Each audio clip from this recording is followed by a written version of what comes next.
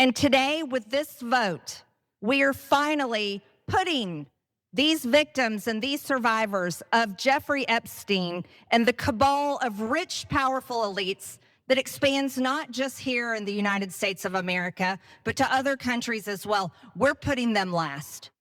In this clip, we've got Marjorie Taylor Greene, Cenk and Anna, and a rotating cast of everyone to blame political rhetoric. And the title sets the tone. Congress unanimously voted yes to release the Epstein files. What follows is a mix of outrage, victim advocacy, political theater, and finger pointing at every institution on earth. Today, we're breaking down who's made the strongest arguments, where the contradictions hit hardest, which claim are bold, biased, and downright inconsistent, and 3 to 4 perfect pause moments to maximize viewer retention. Get ready. We're diving headfirst into this mess. Let's get at it. Preach it, sister. That was Republican Congresswoman Marjorie Taylor Greene delivering a speech on the House floor today as the House voted overwhelmingly in favor of the release of the Epstein files. Now, the bill later made its way to the Senate. I'll give you the update on what the Senate decided in just a moment. But Cenk, your 2 cents? Look, I think the fact that they buckled is enormous. And once we tell you about this seminal event to begin with, then I want to talk about, wait, can we do this again and again and again, where we put pressure on corrupt politicians to do what we want instead of what their donors want? That would make this moment and this day way more historic. So let's talk about it. Definitely. What would also make my life historic is if I also get a special graphic, but instead of 2 cents, it says, Anna, the whole enchilada. Ooh, think about it. Okay, we're gonna think about it. Think about it. All right, so here are the details. Here is what happened in the House as they voted on this bill today. The House did vote overwhelmingly to pass what is now known as the Epstein Files Transparency Act. 427 House lawmakers, including 216 Republicans, voted in favor of this legislation. Clay Higgins was the sole Republican who voted no. And he did explain himself in a statement posted on X where he says that basically the way that this legislation is written is it's going to harm people who might have their names in these files but are actually innocent and have not engaged in any wrongdoing. He says it abandons 250 years of criminal justice procedure in America. As written, this bill reveals and injures thousands of innocent people, witnesses, people who provided alibis, family members, etc. If enacted in its current form, this type of broad reveal of criminal investigative files related to a rabid media will absolutely result in innocent people being hurt. But those files would make clear what the alibis of these individuals were, right? I mean, yeah, it's always been nonsense, total junk. So like it made me think Clay Higgins, like secretly the best paid congressman from Israel, because there's no reason, this is nonsense. All the victims are obviously protected and redacted, and you're worried about the predators that. Look, we all get it, man. Bill Clinton and Bill Gates and all those guys and Republicans and right wingers might have been in his phone book, but not done anything illegal. We're not the R word. We get it, right? Cenk jumps in celebrating that Congress buckled under public pressure. But then he pivots to the idea that this proves the public can pressure politicians to do the right thing over donors, while conveniently ignoring the years his own side failed to do the exact same thing. This is the first big hypocrisy moment. They're celebrating action that took decades. It only happened once public embarrassment reached a boiling point. Then the whole Clay Higgins moment. Look, his explanation is weak, but Cenk immediately jumped to calling him some kind of secretly the best paid politician for Israel. This is classic TYT moment. Take a legitimate criticism, then overshoot into a wild, unprovocable insinuation, undercutting the argument that they are actually winning but aren't because of the things they're saying. I gotta be honest with you. Listen, I haven't been completely black-pilled on our institutions. And what I mean by that is, I think our institutions have overall failed us, especially as they currently exist today. But I still believe in the existence of these institutions. I just think they need to be gutted and reformed, okay, top to bottom. With that in mind, with the way our judicial system works, how our criminal justice system works, and the fact that there hasn't been justice for the survivors, over 1,000 of them, is infuriating beyond belief. And so when you can't rely on your institutions in a democratic system to actually do what's right and serve the best interests of the American people, this is the next best thing, right? I mean, this is the only thing that you can demand or ask for, to actually have the raw data, the raw files, the actual information and evidence that was used in the case against Jeffrey Epstein. When you can't rely on your own government to do its job, that's when the people rise up and demand that they have access to this information. And that's exactly what happened here. I want to clarify one thing. This guy's worried about the innocent people who might be implicated through the release of these files. Well, our justice system did everyone dirty, okay? This is a result of their failure. I just want to be very clear about that. Go ahead. Yeah, so he's not worried about the victims. The victims are definitely redacted, and a lot of them have now come out publicly. He's worried about people who are named on the list who might not have actually done it. That means, kidding aside, half kidding aside, he almost certainly knows someone on that list, or it's either a donor or a friend, etc. There's no reason on God's given earth to be the only vote against this, because you're so hung up on protecting someone who was a friend and ally of Epstein, but maybe didn't do it and maybe did, right? No, it's super clear. So look, I think we've already spent way too much time on Higgins's ridiculous excuse for why he voted against transparency in the Epstein files. But let's talk a little bit about the Senate, because there was initially reporting that the Senate was going to hold a vote on the same legislation tomorrow. In fact, Senate Majority Leader John Thune made that clear. However, they've already held their vote, and the Senate has passed the bill through unanimous consent. But the real question here, everyone, is whether or not President Trump is gonna sign the legislation. Now, just recently, he kind of did a 180. He started urging the House to vote on the legislation, to pass the legislation. But Trump be plotting. And I'm gonna give you a little insight into what his plot is. Now, first, there were some red flags, okay? Let's start with red flag number 1, which is what Trump said to a reporter aboard Air Force One. This was on November 14th, last Friday.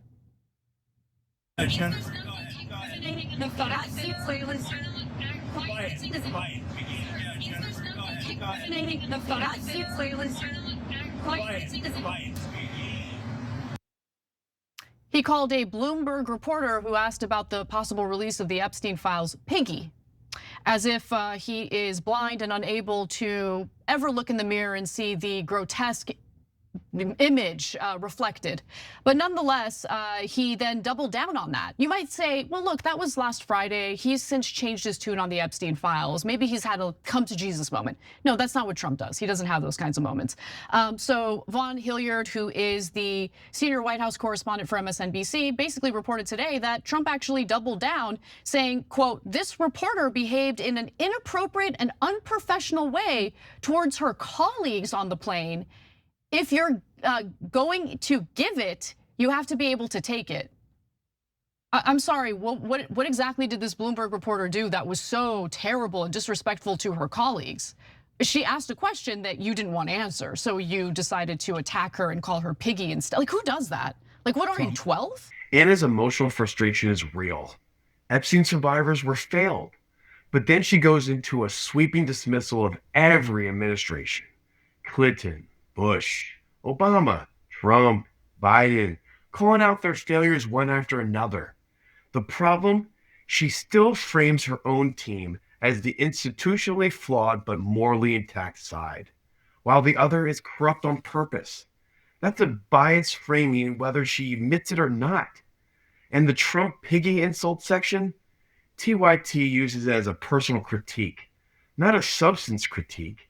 Yes, Trump insults people. That isn't new. It's not proof of a cover-up. It's proof of Trump being Trump. Trump? Yeah, that's what Trump does, yeah. So look, everybody looked past it on his own side when he was attacking just people on the left, celebrities like Rosie O'Donnell, et cetera. They thought it was hilarious and he's trolling and he's making fun of people, et cetera. But now that he's attacked his own side so many times, only weak and foolish Republicans would want the Epstein files over and over again. Now everybody's beginning to see, including his own voters, yeah, wait a minute, she's asked you a legitimate question about a thing we care about, and now you're calling her piggy. Like, that's obviously over the top, and it's not funny. First of all, it was never funny for a lot of us, but for even the folks who thought it was funny in the beginning, even they're not amused anymore. And then, well, lastly, guys, I know we got used to Trump and being such a jerk, honestly, an easy way of putting it, but that's not cool. Like, forget cancel, forget everything, forget culture wars. It's just not cool. Like, to look at someone and go, I'm gonna make fun of your looks when you're a journalist asking me a question. Nah, that's gross, man. And any decent person should realize that's gross. So this is a little bit of a tangent, but it's very much related to why I believe people like Trump, powerful people, and it's not just Trump. Previous presidents have engaged in what I believe is a cover-up as well. Democrats, Republicans, it doesn't matter. Trump is just less sophisticated and unable to kind of finesse the situation as previous presidents had. He's a blunt object, or he just doesn't know how to handle it and calls people names, and it makes it obvious he's engaged in a cover-up. Dropside News, this just dropped. So Jeffrey Epstein pursued Swiss Rothschild Bank to finance Israeli cyber weapons empire. Epstein on Ariane de Rothschild, quote, "It was said to me, if Ehud Barak wants to make serious money, he will have to build a relationship with me, take time so that we can truly understand one another." This is reported by Ryan Grimm and Maz Hussein for Dropsite News. Yet another connection between Epstein and the Israeli government. As we've been telling you over the last 10 days or so, since Dropsite News first broke a series of 4 stories, there's now no question that Jeffrey Epstein was working with Israel, not necessarily for Israel, but with Israel, with Ehud Barak and an Israeli spy at the time who stayed at his house on multiple occasions for long stretches of a time, and they were plotting to try to get America to bomb Syria and to bomb Iran. So he's not working for American interests, and he is actively working for Israeli interests. That's in Ehud Barak's emails. It's indisputable, yet literally no one from American media is talking, I mean mainstream media, is talking about the obvious and overwhelming connections to Israel. And I'll tell you why. I'll tell you why our corporate media, our legacy media, refuses to cover this part of the story, which I would venture to say is just as important, if not more important, than the way they frame this whole situation. The way the mainstream media, it's interesting, they always frame the Epstein files as a partisan battle. Oh, it's a partisan battle, so we're constantly fighting each other. Now, keep in mind, the Epstein files have already implicated powerful people on the left and the right. Okay, Larry Summers essentially getting advice from Epstein on how to handle the young woman from Harvard that he was having an affair with. He on quote, how to get horizontal with the person he was mentoring, okay? Okay, disgusting, especially because in those emails, Summers made very clear that it's obvious that she's not really into him, but wants to have this connection with him because he's powerful and knows that she can basically, further her future by having this relationship with him. And him and Epstein talk about make sure you don't give her any of those contacts and help until she has sex with you. So okay, so that's the Democrats. We showed you Stacey Plaskett the other day taking a text from Epstein, asking the questions Epstein has directed her to ask. So yes, there's Democrats who are terribly guilty. Yes, there are potentially Republicans who are terribly guilty. And so the press keeps going down. Remember, if you release it, you're both gonna get hurt. Like, who are you working for? What is this absurdity? And it's even worse than that. The way they cover this story, I feel, intentionally pits American voters against one another, rather than focusing on how this is basically a conspiracy involving the most powerful people, not just in this country, but in the world. Okay, victimizing our children, victimizing minors. Like, that's what this story is about.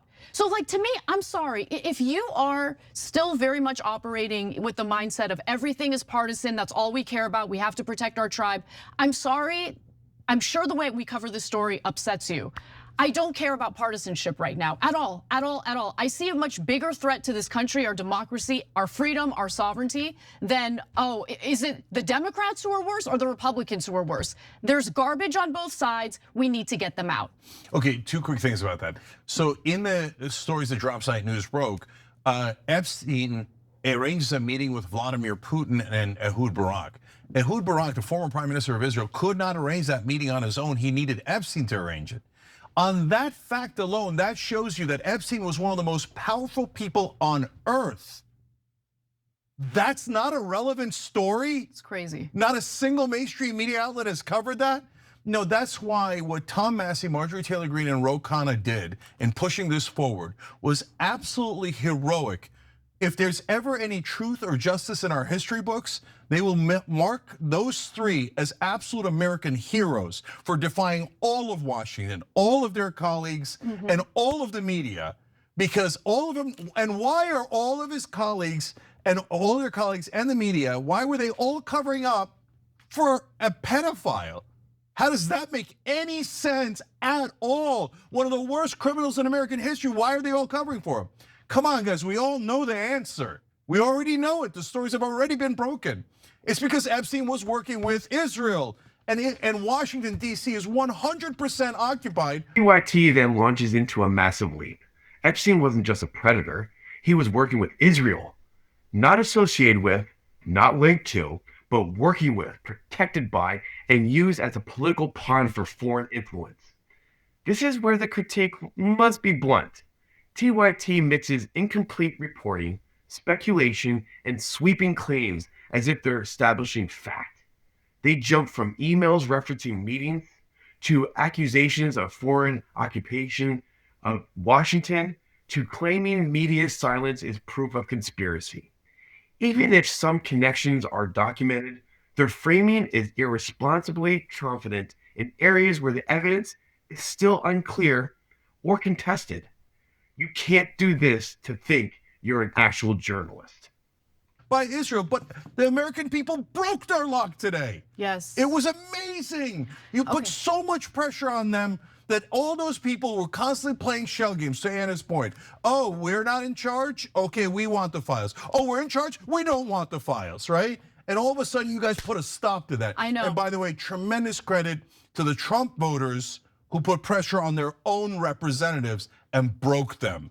Great job. And before we get to how Trump is going to handle this moving forward, because that's the most important part of the story to focus on moving forward, I do want you to hear from Annie Farmer, because this morning, prior to the House holding its vote on this legislation, the survivors, along with Representatives Ro Khanna, Marjorie Taylor Greene, and Thomas Massey, held a press conference. And what you're about to hear from Annie Farmer is exactly right. This is not about partisanship, especially when you consider how this has been an issue throughout several administrations.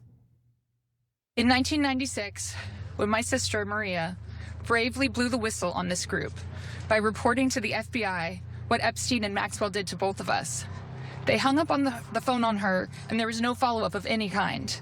Bill Clinton was president. In 2006, the FBI came to us, finally interviewed us, and asked us both to be witnesses against Epstein. We were very anxious, but we agreed. And then we didn't hear back from them due to their infamous sweetheart deal. George W. Bush was president. In 2015, when the DOJ was sent FOIA requests for Maria's FBI files, and they were denied, as they have been many times, Barack Obama was president. In 2019, when Epstein died in prison due to either negligence or foul play, Donald Trump was president. In 2023, Maria's attorneys sent a letter on her behalf to the government, requesting an investigation into the repeated law enforcement failures in this case, similar to what was done in the case of Larry Nassar. They declined to do so. Consequently, my sister filed notice that she would be suing the government for failing to uphold its legal, ethical, and moral duties in this case. Joe Biden was president. I thought that that part of her speech was so powerful because it really does show you that, again, this issue stretched across, the cover-up stretched across several administrations, both Democrat and Republican.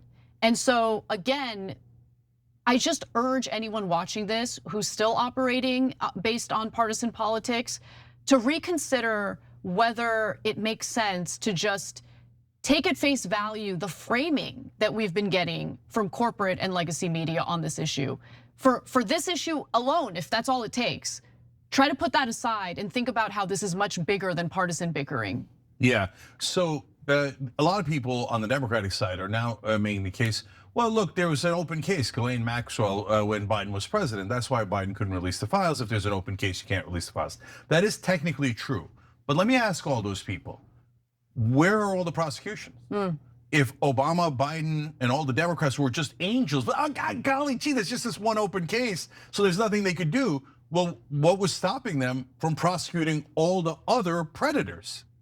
They didn't prosecute a single one. They didn't open a single case. They didn't do a single thing to hold anyone accountable for those crimes. Yep. So please spare me this total and utter BS about how the Democrats would have done the right thing. Where's the prosecutions? No, they had every opportunity to do the right thing. They never took it, because this is not about Epstein. This is not about Democrats or Republicans. This is about a government actor that they are not telling you about. And if you say to me, hey, Cenk, it's not Mossad, it's the CIA, and maybe they work together, sure. But it isn't no one. It isn't Epstein and Maxwell by themselves and magically protected by both parties nonstop. And the last thing, when it comes to Republicans, Alex Acosta is the one who gave him the sweetheart deal. He's a US attorney down in Miami. He pops up later, 8 years later, as the labor secretary for Trump. Labor secretary? When he was just a US attorney? That is so random. But you gotta reward the guy who gave the sweetheart deal to the worst pedophile in American history. Who's rewarding him? Who is making these decisions and then actively hiding it from everyone else? That's the most important question. And by the way, the question that mainstream media not only will not ask when they're supposed to be journalists and reporters, but actively hides by saying, if you ask that question, you're an anti-Semite, right? And your life should be, your career and life should be canceled for daring to ask the most obvious question there is. This clip is a roller coaster of valid outrage, partisan blind spots, huge leaps in logic, moments of genuine moral clarity, and conspiracy-laced overstatement disguised as journalism. So by the end, TYT declares MTG, Macy, and others heroes, which is funny because yesterday, those same people were called extremists on their show. This is what happens when you chase narratives instead of consistency. The heroes and the villains shift depending on who votes the way you want them that day. Absolutely crazy how politics works, but welcome to American politics. Thank you for watching and listening to our video. Please like and subscribe to our channel. We'll talk to you on the next video.